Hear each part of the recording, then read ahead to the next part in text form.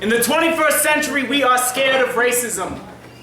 Whites don't want to be called racist, blacks don't want to be hated, a small portion of both secretly wish it persists. Neither really knows exactly what it consists of, so to some it's a myth, to others it's a glyph to be deciphered, but with all the wisdom of the ancients wasted on the brainless, we have the blind leading the blind, reading Boyles like Braille. There's a message in this sickness, and I don't know who to tell. Because in black circles, I'm a square male, and in white circles, I'm a thug hell. They say aliens built the pyramids before they'd give credence to a black male, packing bricks without ending up in a jail cell. To my black friends, I'm like Seinfeld, blame direct diction that's applied well. To my white friends, I'm like Cornell, what's the Kanye, but don't dress as well.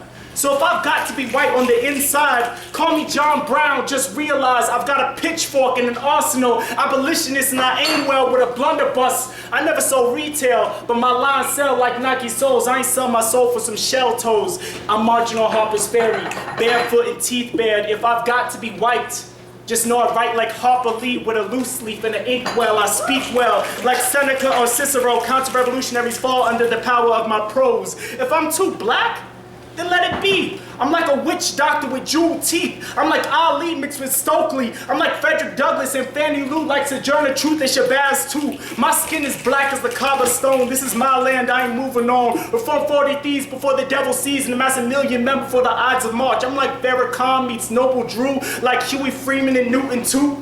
But sometimes I really wonder, do you know what I'm going through when they say I'm target practice for the boys in blue and a chew toy for a canine? That I ain't fit for college trips and need a Glock 9 and fit for Fed time. I was 11 years when I was told by peers I was only fit to be strange fruit. And if they had raw rope, they'd lynch till I croak. But I guess that was a joke. I'm thin-skinned.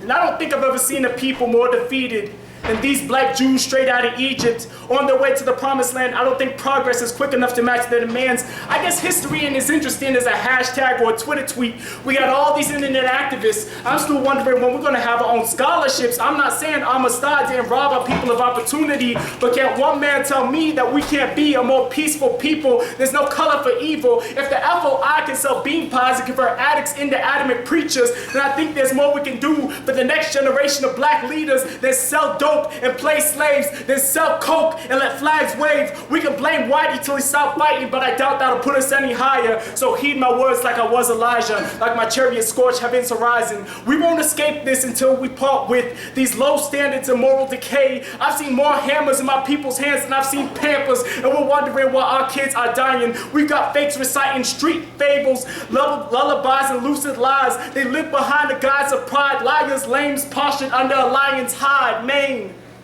I need a double cup toughed up with Zam just to wash out all my sins, fam. I swore to the Lamb of Bethlehem my Ummah would not fall by my hand, save for these knaves who threaten the task at hand. I've been a slave, building my own shackles. Now I'm Bilal singing in the tabernacle, crying to my people, from Iran to Inglewood, from Bel Air to Baton Rouge, from Mali to Mexico, from Singapore to Ecuador, from the Vatican to Compton. Racism is not a fiction. Racism is not an excuse. Racism may provide privilege, but racism does not eschew personal responsibility or relevant social progress. How relative social progress seems to be lost the more racism passes. Everyone is scared of racism.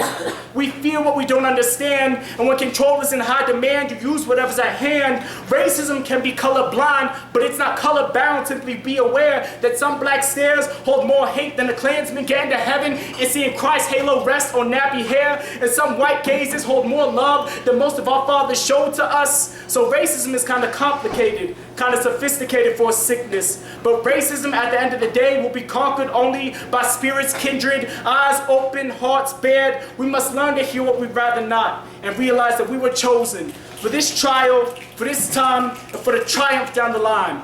We are the true and living, and we will never die.